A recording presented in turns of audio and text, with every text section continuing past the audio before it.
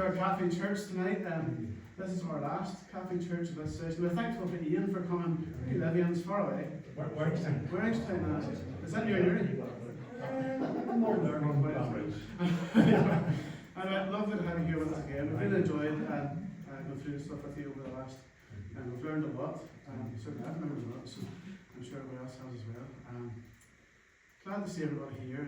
If you're here and you support Liverpool, amen, because they're hard to stick. But anyway, and it'll be hard to stick if they manage to get the 3 goals behind our Spurs presently. It's 3-0 Spurs, but don't they give it away to you. So let's open in prayer. Oh, no, sorry, that's not just yet. Rebecca's here with forgive me. So Rebecca's here from an organisation called Open, which is part of CARE. So we're looking forward to hearing what it said. So thank you very much for coming. And forgive me for just nervous. Okay, let's pray together. Heavenly Father, God, I thank you for bringing us here to meet with you tonight. I thank you that you've called us to be here and that we've responded to that call and have come to hear about abortion in Northern Ireland and the tricky situation that we're all faced with here at this present time. Lord, we pray you let receive in that, but we give thanks for organisations like CARE, who have people who are lobbying politicians, Lord.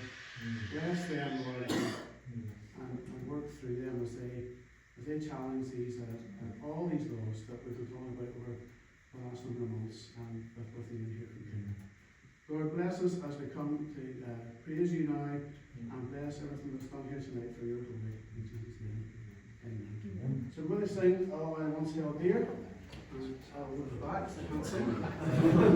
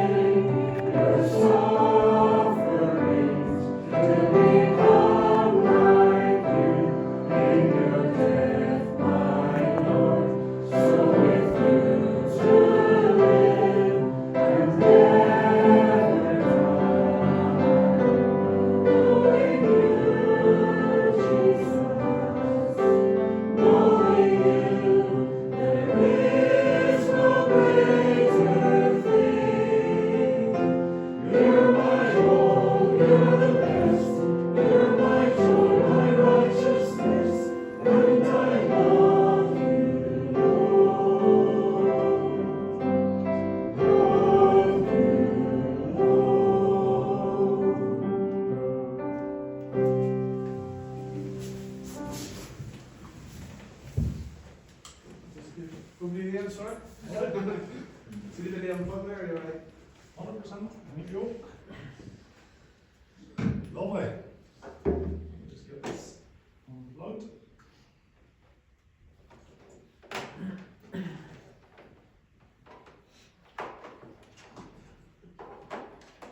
Let's see.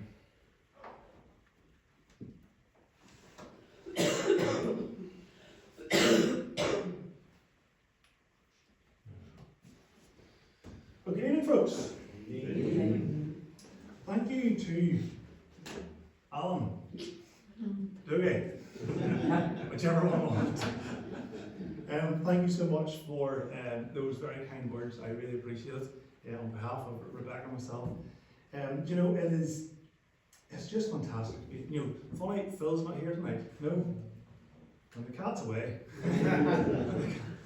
Funny, I've been saying that all weekend because my wife's away in Portugal at the minute with her dad. So, with her dad and her sister and so on. So, when the cat's away, everyone's been enjoying our time at home. But, you know, it's been, I said to Phil the last time I was here, and I said to Johnny just earlier on, there's just something lovely here. There really is just something really warm and really welcoming. And really, you know, I've said this before from the front, and I want you to know that, yeah, you've got something beautiful happening here in this church. So, thank you for having me back. Thank you for having me since putting up with me once a month since November time. We are on our last session this evening, and it's going to be a difficult one. I'm not going to lie. This one is going to be a very, very difficult one. This is not a lot of the issues, and a lot of the things that I do go around churches speaking on. We can have a bit of crack, and a bit of fun, a bit of jovialness with it, and so on. I'm afraid if you're here tonight for the crack, you're probably in the wrong place. Because I will say this, you will probably leave here feeling frustrated and annoyed about everything that I'm about to share. That is the reality of where we're going to go tonight.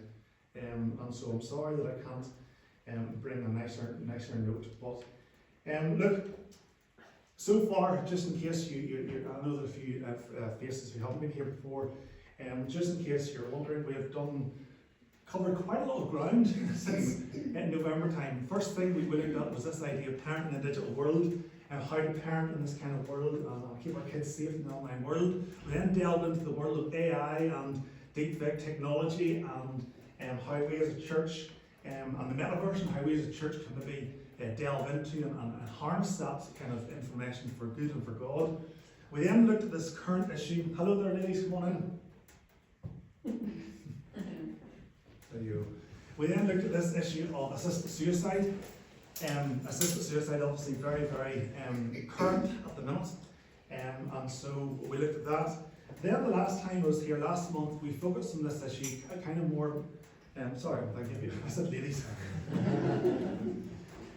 We focused on a kind of more broad look at the culture. And we thought of this idea of being counterculture. How do we be counterculture in this world? How do we as a church challenge the culture we see in front of us, but also engage in that very same culture? And one of the things I'm sure you're aware, just to make note of, is the fact that the Supreme Court, the highest court in the land, just last week has declared what a woman is.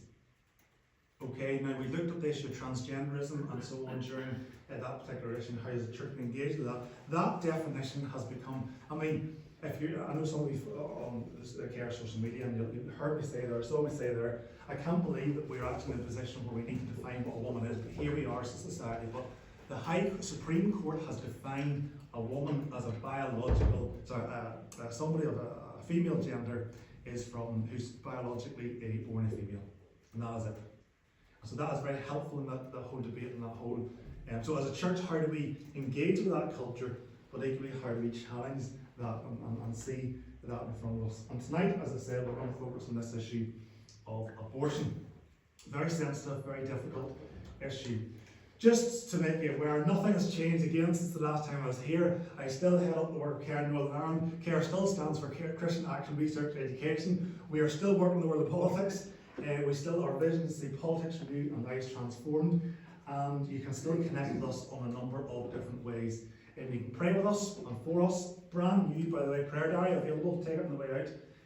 Very, very useful prayers for the next 3 months until July. So very, very useful resource to help inform your prayers. You can still connect with us on social media, in the Facebook group, and also through emails. Can I say thank you? You helped me get over the line. Remember the last time I was here, I was pleading with you to sign up for me, to get me over the line so that I could go to my director, James, and I said to him, I see your 35 sign-ups and I raise you. And I raised him because I got 100 sign-ups and over 100 sign-ups in total. So I was delighted. Thank you for your help on that one. But if you wish to get more emails from us, please sign up on the way out. And you can also give. Can I say thank you to you as a church body? I got a lovely envelope by the last time I was here from your church committee, or from whoever the treasurer is. And I want to say thank you for supporting our work. We cannot do what we do without the faithful support of Christians up and down the country. So thank you to you as a church. Anyway, let's get into this particular issue because we've got a lot of ground to cover tonight. Abortion, the story so far. As I said, this is going to be difficult, it's going to be sensitive, it's going to be emotive. Just give me an idea, just out of interest. In the room, what do we know around abortion in Northern Ireland? What has happened over the last number of years? Anyone have any idea of what's going on? Okay, abortion is absolutely, abortion has been legalised. Having been illegal in this country for many, many years, abortion has now been legalised. Do you know the extent to which abortion has been legalised in this country? Well, the extent to which abortion has been legalised is that in Northern Ireland we have now the most lenient abortion laws, not just in all of UK, but actually in all of Europe. Our abortion laws are now more lenient and more liberal than anywhere else in Europe at the moment. We've gone from being illegal to being the most liberal abortion laws. How on earth have we got to that point? I'll tell you now in a minute. And what we're going to do tonight, we're going to split tonight into a number of sections. We're going to talk to you about Northern Ireland's story so far. We'll go on a bit of a journey. Remember we did with this with assisted suicide. We went back in time, a bit of a journey to help kind of piece the story together. Then we'll look at some of the stats, the most current stats in Northern Ireland, and we'll think about that. We will look to the Bible and see, is there a biblical response to abortion? What Christians are we supposed to, how are we supposed to think about this particular issue? And then we'll look at this at the end. What can we as Christians in the church do? And that's where I'll draw upon Rebecca, who'll share with us a wee bit about the word open and what happens there. Can I say this? What's not going to be tonight? Tonight is not going to be, I'm not going to show graphic images of aborted babies. I'm not going to talk about abortion procedures. I'm not going to give you graphic details. I'm not going to go into pro-life, pro-choice argument. That is, I don't think, very helpful. This is not the time and the place. And it's not really our style, if I'm honest, at CARE. But what we are going to do is hopefully be better equipped and better educated and informed about this by the end. Let me ask you another question then to start with. According to Worldometer, now Worldometer is a website that draws upon stats from the World Health Organization and displays those estimated populations in real time, right? So really useful, if you want something really useful to do, go and look that up at some point. Really, really interesting. It basically it'll give you a current population of the world currently, how many people are dying, how many people are being born live. According to the Worldometer, what was the biggest cause of death in 2023? We don't have 2024 figures yet, so what was the biggest cause of death, do you think, in 2023? COVID? Good shout. Not COVID. I'm talking worldwide, globally now. Abortion. Right answer, given we're in an abortion session. But folks, abortion was the highest cause of death worldwide in 2023. 44.6 million people died via an abortion. And to give you some context of that, the population of the UK is in and around 68 million, 69 million people. almost the entire population of the UK. To give you a wee bit more context, 44.6 million is more than the combined total of the next 7 causes of death, which include infectious diseases, cancer, smoking, alcohol, and HIV and AIDS, all combined. That's more than the total military deaths from World War I and World War II. And that is in 1 year. That is shocking stuff, folks. It saddens me and it shocks me in equal measure. That's what we're talking about tonight, folks, in this particular issue. So how have we got to this point in Northern Ireland? Here is our story so far. Let's kick off with that, having set the scene. So Northern Ireland's abortion story. We're going to go back, and we're going to go back a long time. We're going to go back over 160 years to 1861. And in 1861, there was, through Parliament, there was the Offences Against the Person Act of 1861. Now, that Act of Parliament declared that abortion was illegal in all parts of Britain. Okay? To quote, it says that no woman may attempt to procure her own miscarriage using poisons or instruments, and it is illegal to assist any woman who attempts to have an abortion. Okay? Abortion was only allowed under this Act if the life of the mother's life was in danger. That was the only permitted circumstance whereby abortion would be considered and would be allowed under 1861.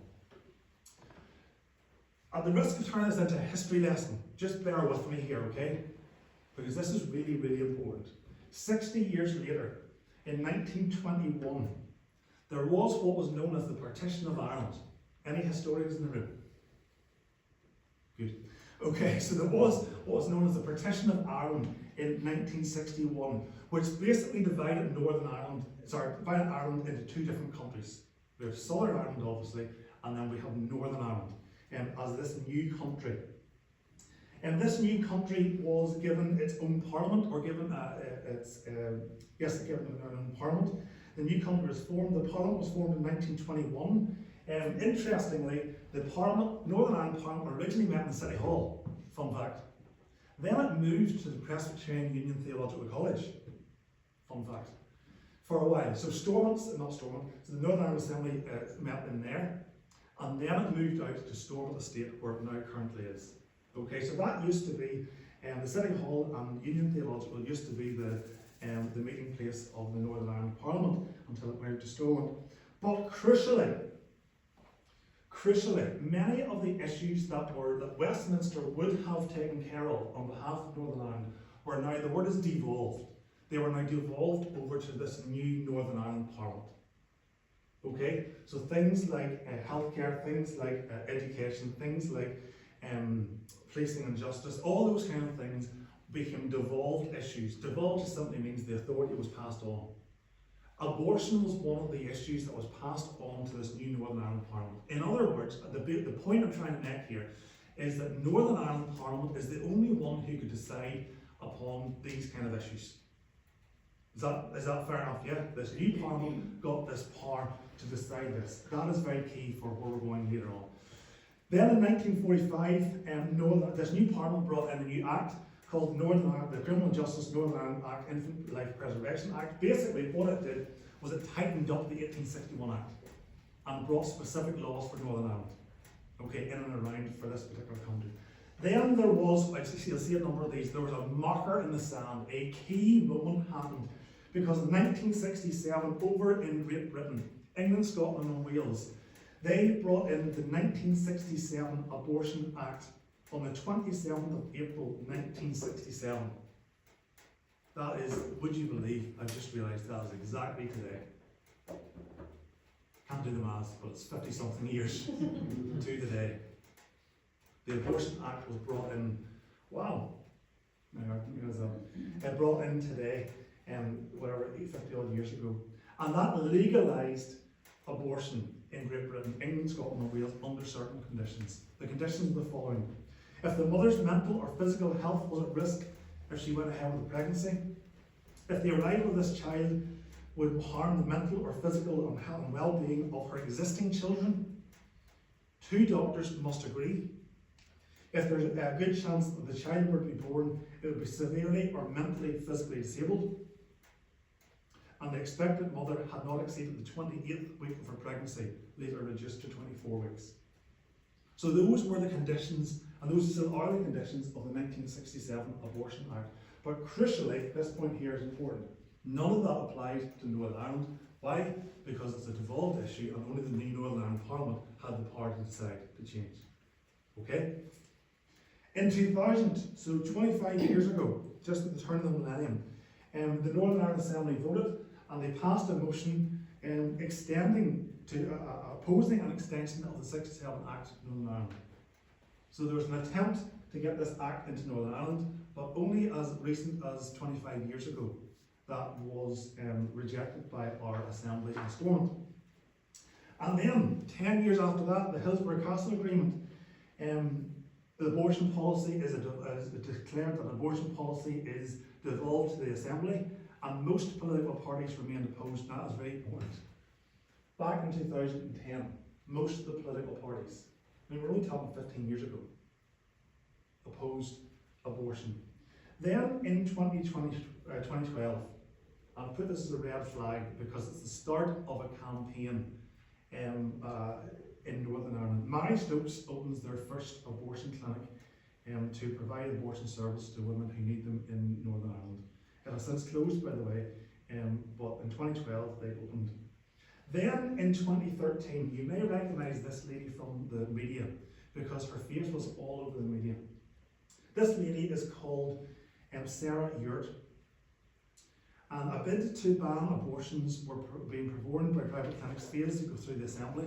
But Sarah's story catches the media's attention because Sarah had to travel from Northern Ireland over to England to access abortion service. She was denied an abortion in Northern Ireland under the law, despite being told that her baby wouldn't survive outside of the womb. And now, she was married and it was a planned pregnancy of hers. But she was told at her 20-week scan that the baby had a rare condition. As there was no risk to Sarah's life, she couldn't access an abortion. And so she had to travel across to England to get an abortion. So 21 weeks, she then travelled over to England and had an abortion. Remember her name because it's very important for this story. Then in 2015, following a case taken by the following public consultation, Stormont's Department of Justice recommended a change to the law to allow for terminations in cases of fetal abnormality. The Department of Justice, I don't know why the Department of Justice decided to take this one, but the Department of Justice decided that there should be a law in Northern Ireland for babies who are going to be born, like Sarah's baby, who would not survive. The following year, a case was taken by the Northern Ireland Human Rights Commission, but Belfast High Court rules that Northern Ireland's abortion laws are in breach of human rights. Things are getting serious now. Okay, the High Court in Belfast rules that our laws in Northern Ireland were a breach of human rights. But in 2016, look what happens. It comes to Stormont, and in 2016, it was brought to the floor and it was rejected in Stormont by 59 votes to 40. So the message is clear. Northern Ireland did not want this, does not want this. And then something critical happens in this story. If you remember back, it's a deja vu. If you remember back to then, in January of 2017, Stormont collapsed because the DUP and Sinn Féin fell out over the RHI scandal. Remember that? The Muir Heaton scandal. But interestingly, also in 2017, Belfast Court of Appeal rules that Northern Ireland's abortion laws are a matter for Stormont, which then overturns this ruling. So the highest court in the land, the Court of Appeal, overruled in this decision, again declaring that Stormont are the only people who can decide upon abortion in Northern Ireland. Are you with me in this? Yes, this is really important. Later on that year, a new group was formed, okay, called Both Lives Matter. And I'm delighted that you had Dawn McAvoy here a number of months ago, isn't that correct?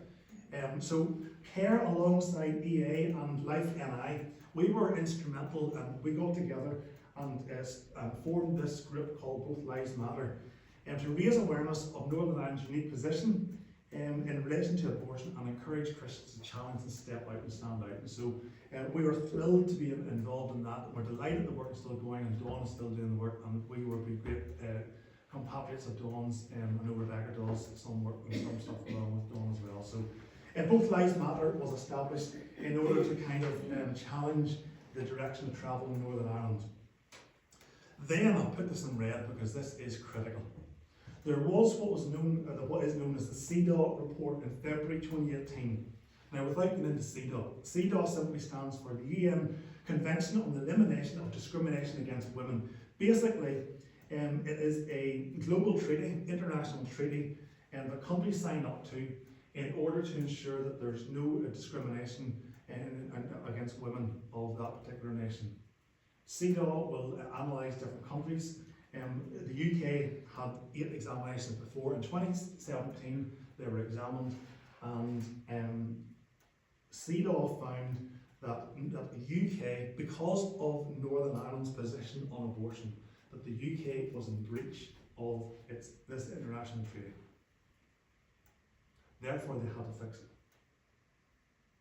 So because of Northern Ireland's abortion laws, the UK as a whole was in breach of CEDAW. And so CEDAW said you need to get your house in order. So the UK government were now in a position where they had to change the law on abortion. They had to find some way of changing the law on abortion in Northern Ireland.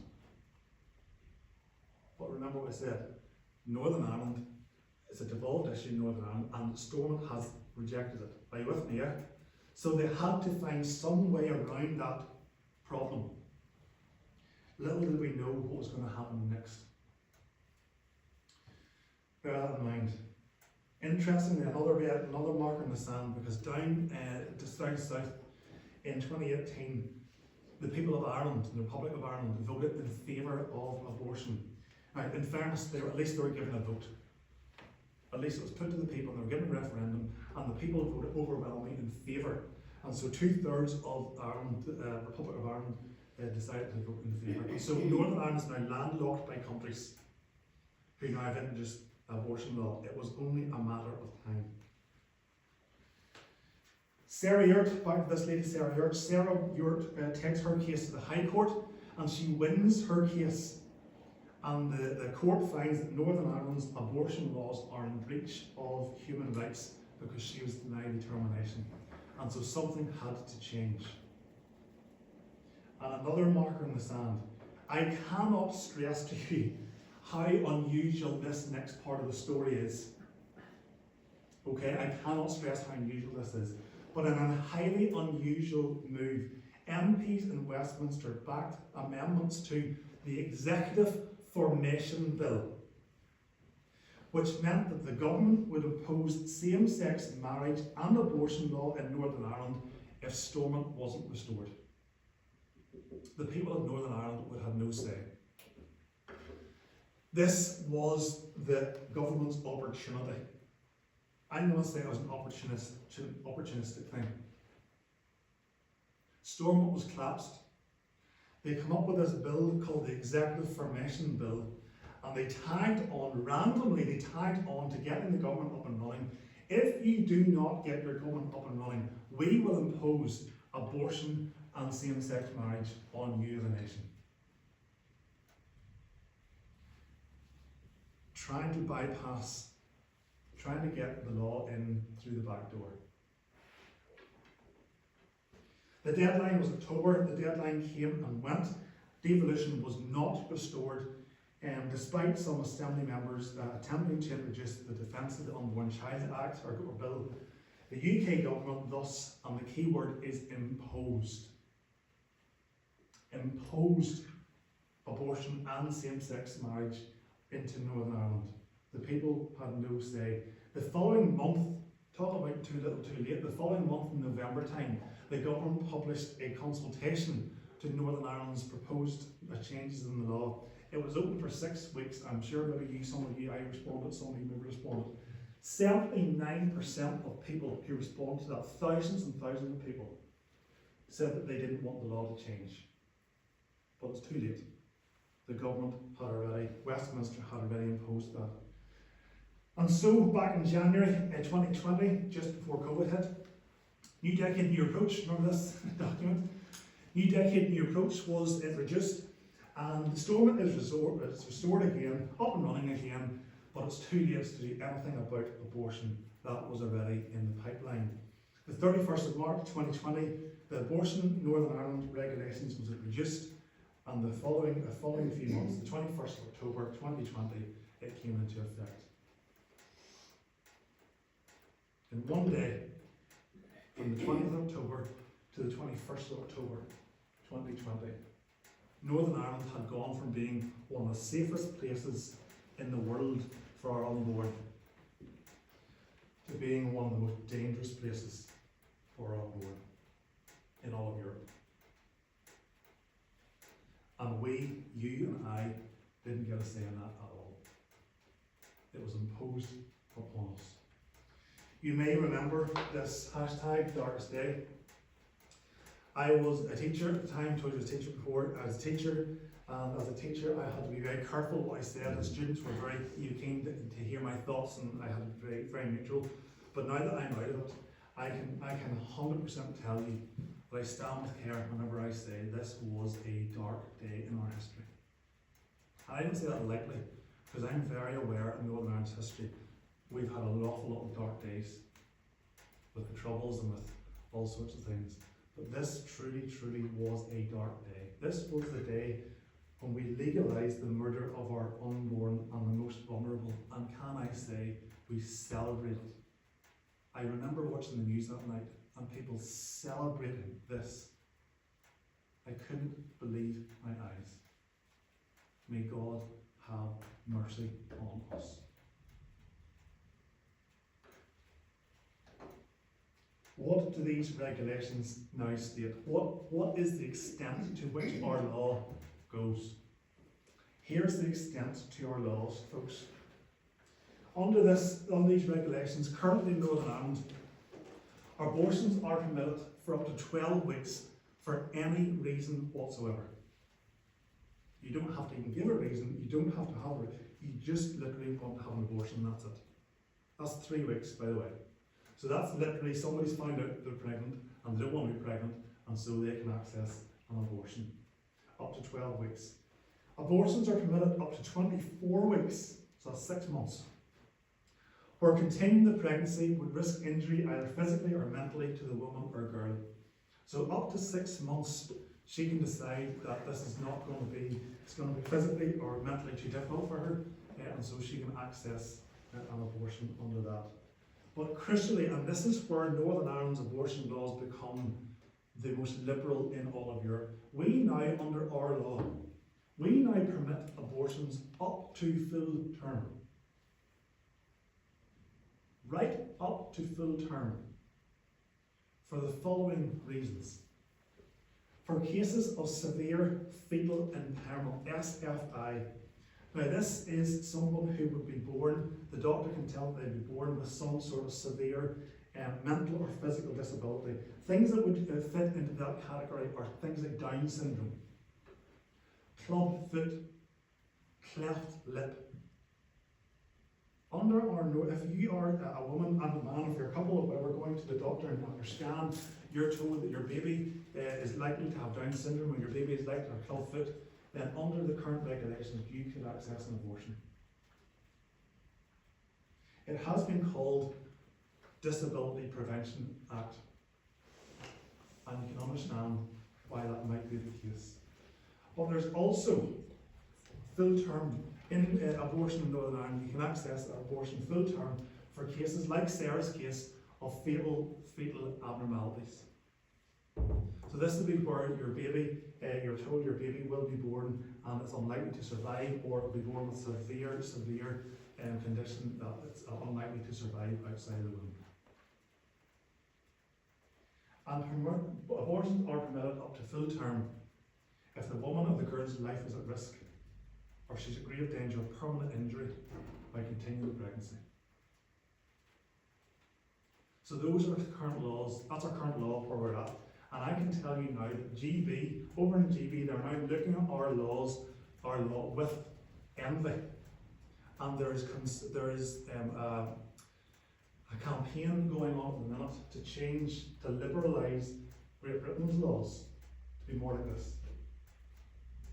It's almost like, I'm being very careful what I'm saying, but it's almost like the government saw their opportunity to bring in a law that they would love to have, and they brought it in Northern Ireland, and then looking up from over there saying that's now what we want to have.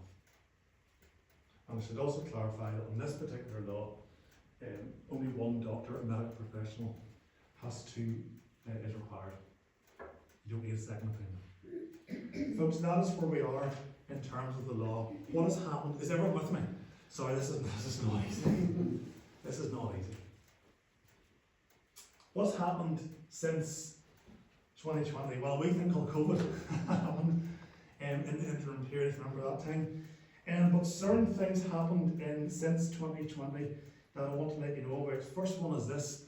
There was an attempt to remove this idea of the disability prevention. In 2021, Paul Given, who was the education minister, Paul Given brought in the Severe Fatal Impairment Abortion Amendment Bill. We at CARE drafted it for him, and the whole thing we drafted and gave it to him to take to Stormont in order to remove this element. However, unfortunately, the bill failed even to get to the consideration stage of Stormont. We as an organisation were hugely, hugely disappointed. We tried our best, but nobody seemed to want to know. Nobody seemed to care. During this, we ran a campaign to raise awareness, which featured Heidi Crowder. You may know her, you've seen her before, and a girl called Hannah Wilson, who's from County Fermanagh. But Heidi said this, I think it's a really telling quote. Heidi said this: "Please vote for this motion so that the Northern Ireland Assembly can tell the world that you will not accept a law being passed that seems to prevent people from like me being born, that tells us that we're not as valuable as people without Down syndrome or other non-fatal disabilities." Imagine what it's like to be somebody who has one of these non-fatal disabilities, who could access an abortion, like Heidi, with Down syndrome. And that's her husband, I can't remember his name, both had Down syndrome. Imagine what it is now currently like. Talk about equal rights for every person in society. Also, since the law has been introduced, there's been a commissioning of abortion services across Northern Ireland. There are now 8 providers of abortion services across the 5 health trusts. The 6 main 5 main hospitals, Creavan, Daisy Hill, Causeway, Lochgilvan, Lagan Valley, and also the hospital, as well as 2 centres in Belfast, the Rose Clinic and the Bradley Wellbeing Treatment Clinic, all now can access abortion services. Connected with that, there is now, you need to be very aware of this, there's now legal protection around what's called safe access zones around abortion clinics and hospitals. Around those hospitals that I just mentioned, there's at least a 100-metre radius by which is a safe access zone. The Abortion Services Safe Access Zone Act of Northern Ireland 23 brought in a couple of years ago. Basically, it requires you to have a certain distance around the hospital where those ladies, women and couples who are going to access services get information, as well as staff, are protected from harassment and alarm and distress, which is fair enough. No worker should ever have to be discriminated against or harassed on their way into work, nor should a woman who is going to access some information. I understand that. But it's how the law's been implemented that I'm concerned with. You don't need me here tonight to tell you about this gentleman. I cannot tell you very much about it because it's obviously an ongoing legal battle. But this is Pastor Clive Johnson from up around this area, former Baptist pastor. And he has been arrested and is going through court, currently going through a lengthy court battle because he was arrested outside the Causeway Hospital, okay, for holding an open air gospel service within an access zone. I think this was really important that you are aware of this case because you're where you're from. So Pastor Johnson was there, he was holding an open air service, gospel service, declaring the gospel, singing hymns, not mentioning anything, not one word was mentioned around abortion. That is critical. But yet he was arrested under the laws for harassment and for failing to move on, for breaching the Northern Ireland Access Zone. Now we're thankful for our friends over at the Christian Institute who are representing him and helping him during this case, so we will be following it closely. I can't really say much more about it than that. But how in a safe access zone can you get arrested for preaching the gospel? There's also cases over in England of a lady called Isabel Vaughan Spruce, who's been twice arrested for silently praying within a safe access zone. How do you arrest somebody and prove that they were silently praying within a safe access zone? That is madness, folks. So there is a lot around these safe access zones that we need to be aware of and so on. And the other thing that's been implemented since 2020 has been in schools. There's now an imposition of abortion access education in schools. In other words, our children need to be taught and told about abortion and how to access abortion services before they leave school. So that is where we currently are in Northern Ireland. Oh, it's hard. Listen, it's hard. This. Everyone okay so far? Yeah. What are the stats then? What are some of the stats? Here's the latest stats that I have for you around this. And listen, I'm not making these up. These have come from NISRA, Northern Ireland Statistics and Research Agency. They were just released back in February, and they tell us the story of where we're at in Northern Ireland 23-24 year. Here's the latest stats we have. Across that year, in 23-24, there were 2,792 abortions carried out in Northern Ireland across that year. To give you an idea, that is an average of 8 abortions per day. 8 abortions per day. It's an increase of 28%, 29% on the previous year. Since the law has been introduced, there have been a total of 8,291 abortions in Northern Ireland. 8,291 since 2020. To give you some sort of context for that, the SSE arena in Belfast has a capacity of 11,000. You could almost fill the SSE arena with little ones who have been lost to abortion. I have no doubt that this time next year we will more than fill the SSE arena. That is the reality of where we are. 93% of abortions were medical abortions, pills. So that would indicate that the vast majority of abortion access is in the very early stages. They've literally just found out. It's in the first 12 weeks.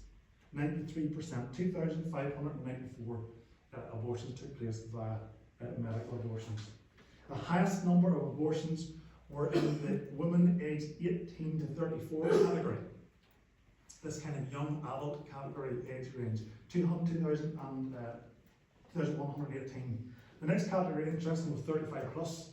The next category is the under 18s. There are only 72 in the under 18s. And I think sometimes we can think that this is the teenage pregnancies to get they're accessing. It's not really statistically. It's not really that age group that's accessing abortions. And the youngest, just so you're aware, the youngest to access an abortion 23-24 was 16 years old. A 16-year-old. Where are they carried out? Abortions carried out? What area? What health trust are you? I assume you're the Northern Trust, yes? So you're the second, understandably because you're quite a large trust. Belfast is the largest trust. You're the second largest trust for access to abortion services across Northern Ireland, and so on. And the vast majority of abortions are carried out, 93% of abortions are carried out, as I said, under 10 weeks. 2,552 abortions. The next is 10 to 12 weeks, next is 13 to 19 weeks, and only 1% are carried out at 20 plus weeks. Just to give you some sort of idea of where you're at with the stats. Okay? That's all very well and good, folks.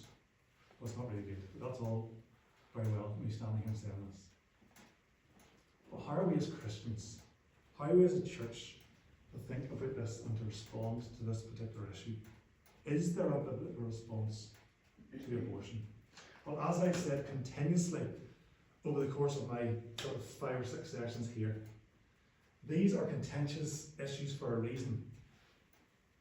You're not going to go to the Bible and it's not going to tell you about AI. It's not going to tell you about assisted suicide. It's not going to tell you about abortion. You must not have an abortion. It's not there.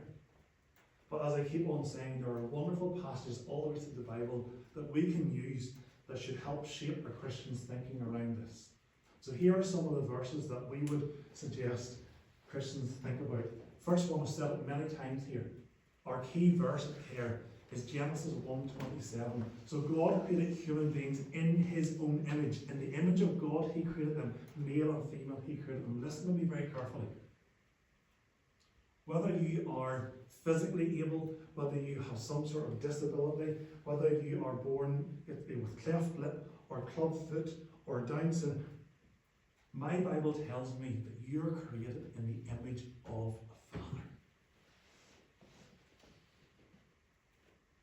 You're created in the image of a Father. You have his fingerprints all over you. No matter what you may be born with, you're created in his image. He breathed the breath, his own breath, into our lungs. How dare we say, you're not worth living, but I am? We're all created in his image. Our graphic department created this image, and I love it. Psalm 139, the psalmist writes this: For you created my inmost being. You knit me together in my mother's womb. I praise you because I am fearfully and wonderfully made. The psalmist recognizes that we are knitted together in our mother's womb. In those kind of months of gestation where God is doing something in us, God is creating us and knitting us together in there. It's beautiful. We're not a mere bunch of cells to be disposed of. We are created fearfully and wonderfully made by a maker. Look what God says to Jeremiah. Jeremiah says this. Jeremiah's called to step up, and God says to him this: Lord, give me this message. I knew you before I formed you in your mother's womb. Before you were born, I set you apart and appointed you as my prophet to the nations. God is telling Jeremiah very clearly that while you were in the womb, I was doing a work in your life. I was doing something in you, setting you apart to be a prophet for the nations. This moves to the Israelite nation. Israel are captives in Egypt. God's calling them to the promised land, bring them to the promised land. God sends Moses to free them from the Egyptians, the hands of the Egyptians, and take them to the promised land. They stop off halfway at Mount Sinai. And God called Moses and Aaron at Mount Sinai. And God says to them, I don't want you to live like the people that you come from, and I don't want you to live like the people you're going to. You're my special people. I'm giving you special rules. He gives them 613 commands. The first 10 of those are the 10 commandments. And he says it's very simple, straightforward to them. Do not commit murder. Do not commit murder, he says. Now, I want to be very careful and cautious around this because I understand it's a very, very sensitive issue. I get it. But I want you to hear me on this. Under our current law, I just explained, we can end a life up until the point of birth. After birth happens, what happens if somebody kills a child after the point of birth? What do we call that? We call it murder. You may or may not be familiar with the case of Lucy Lepley. I'm sure you probably are following the news. Lucy Lepley, a nurse over in the Countess of Chester's Hospital neonatal unit is currently serving several life sentences for killing 7, well maybe more 10 babies, possibly more, that were under her care. These babies, some of them were only just born, some of them were a matter of months old. She has got a life sentence. There's the case of Paris Mayo, a mother from Hertfordshire who murdered her baby son moments after he was born. She is currently serving a mandatory life sentence. I ask you, what is the difference? What is the difference between moments after birth and moments before birth? We call one murder, but we celebrate the other. That does not make sense to me at all. More of the laws that were given to Israel, just tell us a little bit more of the heart of God towards the unborn. Look what he says. If two men are fighting, if men who are fighting hit a pregnant woman and she gives birth prematurely, but there's no serious injury, the offender must be fined whatever the woman or the woman's husband demands that the court allows. But if there's serious injury, you're to take life for life. So basically, if there's two men rowing and they're fighting in the round and they bump into a pregnant lady, she's okay, but the baby, and the baby's okay, then he gets fined. But if they bump into her and the baby's severely disabled or harmed, then that gentleman is to face life. So let's take his life from him. That's how God views life. And this is a wonderful verse. The writer of Proverbs says this, or sorry, the King Lemuel's mother says this. As King Lemuel goes to take the throne, his mum says to him, "Speak up for those who cannot speak for themselves. Ensure justice for those who are being crushed. Yes, speak up for the poor and the helpless, and see that they get justice." We need to speak for the unborn, folks. We need to speak up for those who do not have a voice. We need to be there for them, to speak up on their behalf. And that's what we're trying to do at CARE. So what can Christians in the church do? As I bring this into land, Rebecca is going to take over now. As I bring this in, what can we do?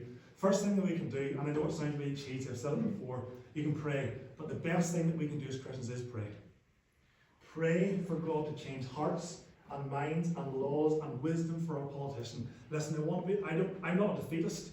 My Bible tells me I'm a God who works miracles. But I'm also a realist, and I understand the political system. And I understand how difficult it actually is to repeal a law when it is brought in. But it's not outside of God's remit. Let's pray for God to change hearts and minds in governments, and to stand up and speak up for the voiceless in society. Pray for women and girls who find themselves in crisis or unplanned pregnancies.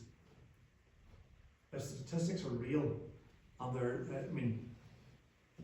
an awful lot of young ladies out there, and young adults from statistics, who today are facing a very difficult decision. Let's pray for them. Let's find them as a church. Let's come around and support them as a church. Contact your local MLAs or MPs, ask what their party believes about abortion and what are they currently doing about abortion.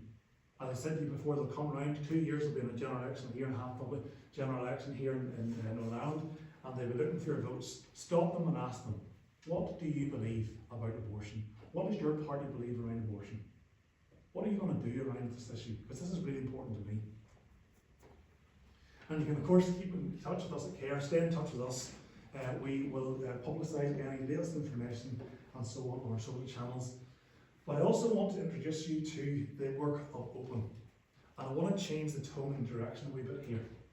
Because I want to say this before Rebecca comes. At CARE, we do not stand for abortion. We are pro-life and we do not stand for abortion. Hopefully you can caught that. But we do stand with women who've had an abortion.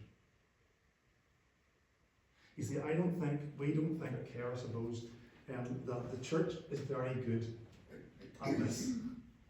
At the whole issue of unplanned pregnancies, crisis pregnancies, the whole issue of abortion. And so at Care we have a wonderful ministry, and Rebecca is our Northern Ireland consultant for Open. We call it Open because it's really all about opening up the conversations around difficult issues, around crisis pregnancy, around miscarriages, baby loss, and post-abortion. How can we better, as Christians and as church, how can we better support women and men who have had an abortion or a miscarriage or have lost a baby in some way, shape or form? So Rebecca, come and tell us all about the work of this wonderful ministry called Open.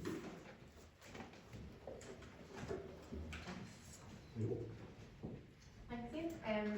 I'm not going to take too much longer tonight. But yeah, just to introduce myself, I'm Rebecca. I'm from around these parts, nice and back. So I have been, oh thanks for that, I'm not used to using it. I've been involved in crisis pregnancy, post-abortion support for probably about 4 years now. And I joined the team at Open back in 2023. So just to give you a little idea of what we do and where we came from, Open was founded probably about 12 years ago now, by a lady, Jenny Baines, who's just recently retired. So I head up the work over here in Northern Ireland, and my colleague Leonie works over in England. So we kind of do the same stuff over here as she does over there. I know Ian's been talking about the work of Care now, and as he said, we don't lobby, we don't campaign at Open, we're there to provide the pastoral response to crisis pregnancy and to baby loss, including abortion, miscarriage, stillbirth, neonatal death, and just to come alongside those ladies and those couples who have experienced that. And our heart is really to see the church provide that caring, compassionate environment for those, mainly at the minute within our congregations, but also for those outside of our congregations, within our family and friendship circles as well. And we want those within the church to feel equipped to deal with these issues and talk about these sensitive issues as they come up. And we originally began as a focus on working alongside and supporting those women who have experienced abortion. The statistic at the minute, UK-wide, I guess it's slightly different here, but UK-wide, is that 1 in 3 women will have had an abortion by the time they're 45. So that it goes to say that there are going to be women within our congregations who have experienced abortion and who have walked that path and who potentially haven't actually had the chance to process that or to work through that. So we want to make sure that the church is an environment where these women feel that they can share that. And there's so many people that we talk to, and they tell their story and say, well, I can talk about anything with people in my church, yeah, can be really open, but I can never share that. And I think we all do things that aren't God's best for us, and we all have done, continue to do, and I just think it's really important that those things don't get into the way of us, following Jesus and following life with Him. And I think for many women, that abortion experience can be something that really drives a wedge in between their walk with Jesus, which I just think is completely devastating. Because who are we to say, sin is sin, and who are we to not accept people and not have compassion on them? So yeah, I think our desire is to to have those safe and brave spaces within church where these things can be shared, which is a challenge, as you can imagine, because it is hard for us as a church. We believe that abortion isn't God's best for us, but we really want to come around those women who have experienced that. And then just a few years later, after having worked in the post-abortion area, when Jenny was doing this, it came to, through her own personal experience and through other people she was coming into contact with, she realised, actually, we're not talking about abortion, but we're actually not talking about baby loss in the sense of miscarriage, stillbirth, neonatal death, which is something that is so common, but doesn't make it any less devastating. So then she started up another strand of the ministry so that we could walk alongside couples and women who have experienced this sort of loss as well. So that's just a little overview of where we are at the minute. So just I've just popped up really a slide that hopefully you can read, that's quite small, of what we do and what we offer, and I'll go through a few of them in a little bit more detail, and then I'm more than happy to chat to anybody at the end if anyone wants to talk in a wee bit more detail about these things. Within Open, we offer several sessions, kind of 1 hour talks, information, kind of interactive sessions on, you know, what is Open, or how can we support those who have suffered miscarriage or suffered abortion, have been through that experience within our church congregations, miscarriage, crisis pregnancy. How can we open up that, and how can we make our church a place that is welcoming to people who have walked that path or who are currently walking that path. And then just down below as well, we offer our healing retreats, both post-abortion weekends and then separate miscarriage healing retreat days. Baby remembrance services, we facilitate those. Again, I'll talk about that in a wee second. And then also we have a new resource coming out in the autumn, which if you keep an eye on our social media and things, my colleague Leo is currently working on that, so we'll be able to promote that a wee bit more there if anybody's interested in that. Just looking at our pastoral training days. So these are kind of all our shorter sessions put into one day. So sometimes churches will invite us to come and deliver one of those days to church leaders or just people within the congregation who want to find out more, and use that as kind of like a central hub to invite church leaders from the area. And those pictures are from Glen Abbey, my home church, we did one, and then at Mount Sandal Christian Fellowship in Coram, we had one of these days last year. And we're always very flexible about what the church wants to do and how they want to run that. But it is, I think, from people and the feedback we've received, it's, you know, people want to know how they can support people, and they're not leaving as counsellors or as experts, but just with a little bit more knowledge and a little bit more awareness of what we can do, what we maybe shouldn't do, and how we can really support people within our congregations. And then talking about our retreats, so this is actually just information about our next retreat that's coming up. So this is for one of our post-abortion retreats. It's in September. And these retreats are really special. They're just small groups of ladies, probably 3 or 4 at each one. And we try to find really lovely places. And the 2 retreats I'll be talking about tonight are this one here, which is in the Well in Enniskillen, which I could spend another evening talking about that place. But it's a really, really special place that is just open up for women's ministry throughout the week. And we're so fortunate to be able to use it for our retreats. It's prayed over 24/7. It's just a complete sanctuary, and it's absolutely, it's a real safe space, I think, for ladies to come to. And we want to spoil any ladies that come, you know, really great food and really great hospitality, and just a really safe and brave space for them to be able to share their stories. And again, it's really lovely for ladies to come and share similar, really unique, but similar experiences that they've been through. And I know our our last retreat that we had post-abortion one was when was it? It was last June. There were 3 ladies, and so brave, and they had all had their terminations, I think, between 32 and 37 years ago. They'd gone over to England.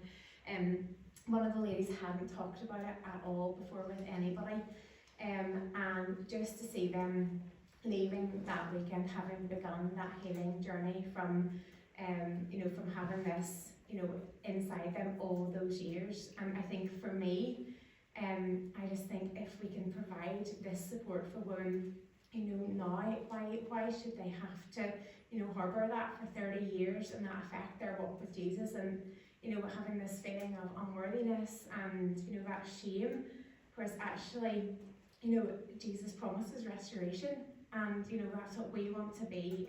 We want to point these ladies to Jesus, and just at those weekends we work through grief, anger, acceptance, letting go, and we just follow that journey throughout the Friday to the Sunday, and we just pray over those ladies, that Isaiah 43, you're precious, you're honoured in my sight, I love you, and just so that they may go away feeling the weight of that in their being as they leave. And again, if anybody wants any more information, it's all on our social media anyway, but if you know anybody that would benefit from going on that, or even just benefit from meeting up to have a chat through that, please do let me know. Then our next miscarriage retreat is in June, on the 21st. Again, it's going through the similar sort of emotions, but we do that in one day, so it's a Saturday, from about 9 to 4, and this one again, thankfully, is at the Well in Enniskillen, and we still have spaces on that, so if anybody, if you know of anybody again who would benefit from going on that, or if that is personal to yourself, please do let me know. And again, you know, we always have a range of people on these. In our last miscarriage retreat in September, we had a lady who had experienced loss through miscarriage. I think it was maybe 30 years ago, in the 30s, and another girl, or 3 girls actually in their 30s, 2 neonatal deaths, and one girl who had experienced miscarriage quite late on. So there's always a real mix, but it's so comforting to see these ladies share their stories. So again, please do spread the word for that, or please get in touch. That's just a little kind of rundown. Again, that's probably more helpful for people who actually think it might be beneficial for someone, but I will skip on to one of the last things. So our baby remembrance services, we held our last one. It was actually in my own church again in Glen Abbey in October throughout Baby Loss Awareness Week, and we have found these to be really helpful for people to open up the church to the wider community, you know, to let people in that community know that the loss that they've experienced is, you know, it is valid and it needs to be acknowledged, and just to even invite people into the church, into this safe space, where they can come, and they literally, some people came, they didn't talk to anybody, and just came and they left.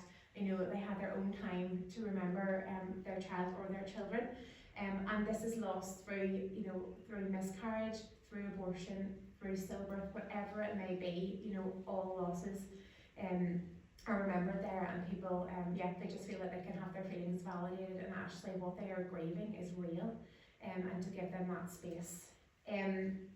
We are always happy to facilitate these if the church wants to do one of these at whatever time of year. It doesn't have to be in October, but just whenever. I know I've flown through. I hope Alice I've read behind us. We've been sitting for a long time. But please feel free to see Ian's adapted that nicely. Ian's like my, I don't know, technical assistant. He's like crying at my handwritten notes. But yeah, please do follow us on social media, or just check out our website. If there's anything I have said that is you think helpful for you, helpful for someone else, helpful for your church, or if you just want to say, actually, if we could grab a coffee for an hour sometime and just chat for you, anything like that, I am always more than happy to do that. There's a verse I love that I always just end with, and it's my favourite verse. It's Joel 2:25, and it's where it says, I will restore the years the locusts have eaten. And I just think, with regard to women that have walked through the experience of abortion, I just think that God promises so much of that restoration to them, and I just think as a church we really need to step up into that and just be, you know, be Jesus to those people. So thank you very much. Thank you, Ian, for your time. Oh, what a ministry, folks! What a ministry! Incredible. You know, Rebecca, what's the statistics again? 1 in 3 women for abortion and miscarriage. Miscarriage is 1 in 5. 1 in 5. You know, so if those statistics are true, folks, the reality is on any given Sunday in any church around, there are going to be people who have either experienced a miscarriage or a loss through abortion or some sort of baby loss, either sitting beside you or near you or around you, or who know somebody who does. And so, folks, this is almost an issue that the church is almost completely silent on. And that's why we love the work of Open. That's why we're delighted to have Rebecca on board, and we can see her passion and her desire. And thank you, Rebecca, for all that you're doing. And as she says, if you want to know any more information, chat at the end. She's got some little leaflets here. She's got a wee business card and all there as well. And if you want some stuff on abortion, how to pray for abortion, there's brand new leaflets and stuff there, and so on. Pick those on the way out. But folks, I told you this is not an easy one tonight. Hopefully you find it useful, hopefully you find it helpful, hopefully it's been informative and helping to educate you in where we're at currently in Northern Ireland. But as I said before, Rebecca, so I don't want this to be as Christians that we're just always against abortion, against it. We want to stand with women. We want to stand with people and help people through this journey. Help young ladies who are finding themselves in crisis pregnancy. What we as a church are doing at that. How do we help in that situation, that scenario? So folks, thank you for having me. For not just tonight, for all the sessions. I have thoroughly enjoyed myself. I wish you all the very best and God's richest blessing. I'm sure we'll not be strangers. I'm sure maybe we get chatting with Phil. We'll maybe come up with some other things for later on in the year and so on. But I'm going to hand back to Alan/Dougie for close us off. Thank you so much, folks. All the very best.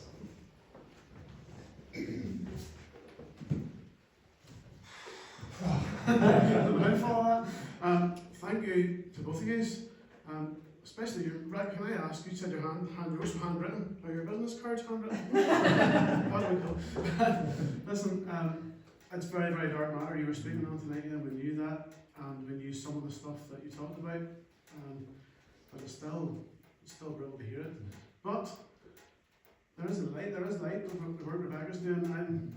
My family, me and the wife, were one of 5 in miscarriage back in 2010, and there was no support. There was support from the minister, but it was one of those subjects, and there are many subjects that churches have to deal with now that didn't have to deal with 20 years ago that we're not good at as congregations, any congregation. So that needs much prayer, and thank you for sharing that word of hope that you're bringing to it as well. Let me just close in prayer. Holy Father, I pray earnestly that you would work in the minds and in the hearts of our politicians, both here in NI and in this United Kingdom. I pray, Lord, for a change in their hearts, that there would be revival among the country, but revival among them, and a change in hearts to this murder of children, and that the way the law was brought in here shouldn't have happened, and we just pray, Lord, against that, and that you would be, your hand would be in that. And we give you thanks and all that for the work of CARE and for the Christian Institute and for other organisations who lobby and act on behalf of your kingdom and you, Lord, and try to change that opinion that has changed so rapidly over the last 15-20 years in this place. We thank you also for Rebecca's work, and we want to thank you for the support that will be to families and for people who have faced stuff in their past. I just pray and thank you for working on that as well, Lord.